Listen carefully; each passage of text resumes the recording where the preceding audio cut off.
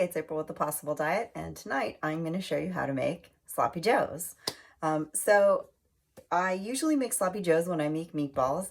I make half the meatball mix as meatballs, and then I save the other half of the mix for sloppy joes, because usually there's 2 pounds of beef, and so a pound for meatballs, a pound for sloppy joes. And I do a couple of things to my sloppy joes so that they have a little more vegetables in them. You know, one of them is using meatball mix because this meatball mix has parsley in it, it has onions in it. And again, if you're gonna season your meatballs with, you know, a different flavor that maybe doesn't go with sloppy joes, you might not want to do this, but sometimes you try it and it's fun. You could have tikka masala sloppy joes or you know, Latin flavored sloppy joes. The point is that you cook with things that you get multiple uses out of so that you don't get bored. The sloppy joe mix that I use is just simply organic. If you want to try a sloppy joe recipe from scratch, I really like Rachel Ray's. You can Google that one and just sub like golden monk fruit for the brown sugar. That's a pretty good recipe. This recipe is super simple.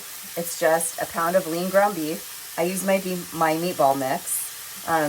A quarter cup of chopped onion. I use red onion. A can of tomato paste. And of course for regular sloppy joes, you use sandwich buns.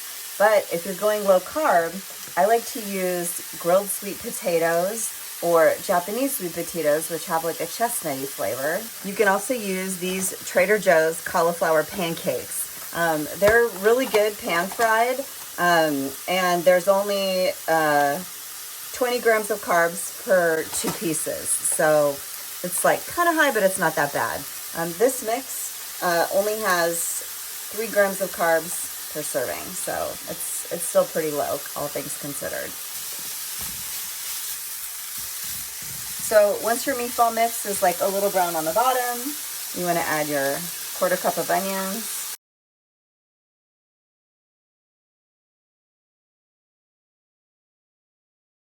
Because this is half turkey and half pork, you're probably not going to need to drain it the way that you would need to drain like 85% fat beef. So just keep that in mind.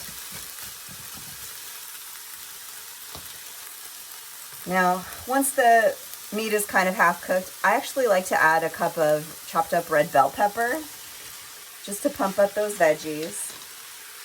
And then in the same bowl that you had the bell pepper in, you mix the sauce packet with your water. Stir your packet of mix with a cup of warm water in a bowl.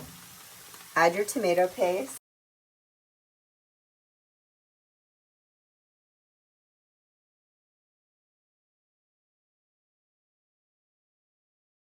It'll look like a goopy tomato sauce.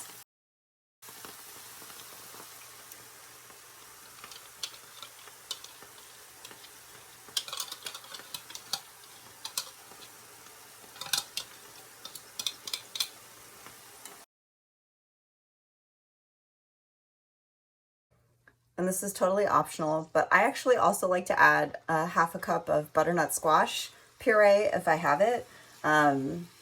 You can hardly taste it, and it just pumps up the nutrients and the vegetables in the sauce. So if you're not down with that, that's totally cool, but I like to add it in because it just kind of blends in the sauce and it adds more nutrients with, you know, a very little effect on the flavor. It's a helpful thing to think about when you're making things with sauce packets. They're usually so heavily flavored that you can get away with adding vegetable purees into it. Cauliflower is another thing that you can add in that kind of disappears into sauce. But I'm probably going to eat this over cauliflower rice or cauliflower patties, and I'll get my veggie that way.